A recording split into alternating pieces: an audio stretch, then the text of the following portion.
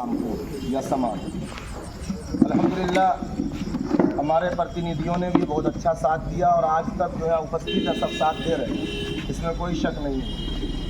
लेकिन कोई भी तहरीक और तंजीम उस वक्त सुस्त पड़ जाती है जब उसकी क़यादत किसी मजबूत हाथ में नहीं जाती। हम जवानों ने महसूस किया कि रामपुर में समाज के हित में जो दर्द दिल रखने वाले हजरात थे, आज से 20 साल पहले वो दर्द अब गिने चुने लोगों में पाया जाता। अच्छाई के रास्ते पर चलने वाले लोगों को पाँव पकड़ के खींचा ही नहीं जाता, बल्कि उसको मुंह के बल घसीटा जाता और उसके हौसले को पस्त किया जाता। ऐसे में हम सबों ने पुकार लगाई, गुहार लगाया।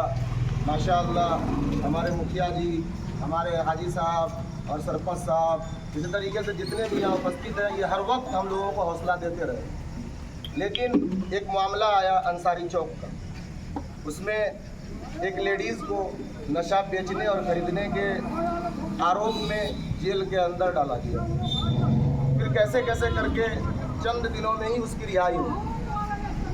क्यों हुई नहीं हुई इससे हमको कोई मतलब नहीं। हम लोगों ने आज तक किसी के घर पर जा कर के न गालम गलोच किया, न किसी को जेल भेजने की धमकी दी, न ही किसी को हम लोगों ने उजाड़ने की कोशिश की। हमारा सिद्धांत और उद्देश्य सिर्फ यही था कि हमारा समाज नशाखोरी और नशाफरोशी से बच जाए। लेकिन बहुत ज़्यादा दुख उस वक्त हुआ जब हमारे ग्रुप के एक साथी को, वो जेल से आई हुई लेडी साइकिल पर सवार हमारे साथी को घेर लेती है और उसके साथ बदसलूकी और बदतमीज़ी और बदजुबानी करती है। तो इस तरह की परेशानियां हम लोगों को आ रही है। तो ऐसे में हम लोगों को आप लोग सुझाव दें कि हम लोगों को ये काम करना चाहिए या नहीं करना चाहिए। अगर करना चाहिए तो आपका सहयोग किस हद तक है वो भी जता दीजिए और हमें एहसास भी दिला दीजिए कि बेटे तुम घबराओ मत, तुम्हारे सर पे हम लोगों का हाथ है, तुमको परेशान होने की ज़रूरत नहीं है।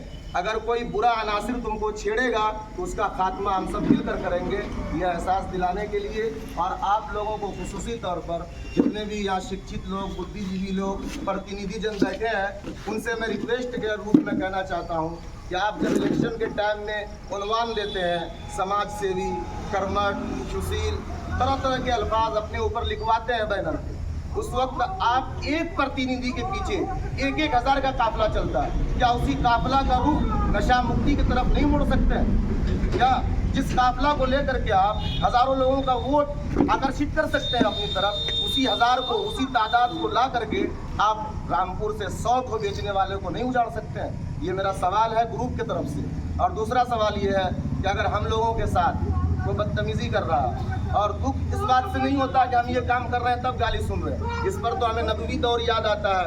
हमारे नबी को भी तबलीग के काम में रोका गया, गाली दी गई, लेकिन वो सहन करते रहे, सहते रहे और अंदाजे से काम करते रहे। तकलीफ उस वक्त होती है जब खास ग्रोह को टारगेट किया जाता है। मौलाना, मौलवी, हाफिज, आलिम कह करके गाली दी जाती है, और ऐसी ऐसी गाली जिस गाली को हम सबों ने न बचपन में सुना है, न सीखा है, न मदरसा के माहौल में उसका तसव्वुर हुआ है। इस तरह की गालियों का सामना है।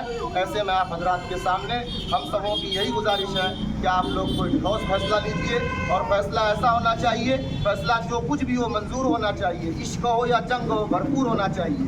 इस अंदाज में काम कीजिए। हम लोगों को सुझाव दीजिए कि तुमको किस रास्ते पर चलना है और कैसे चलना है। इसी तहत इस बैठक को मुनक़िद की गई है। अब आप लोग अपनी अपनी बात रखें, अपनी अपनी राय रखें और अपना अपना फैसला सुनाएं।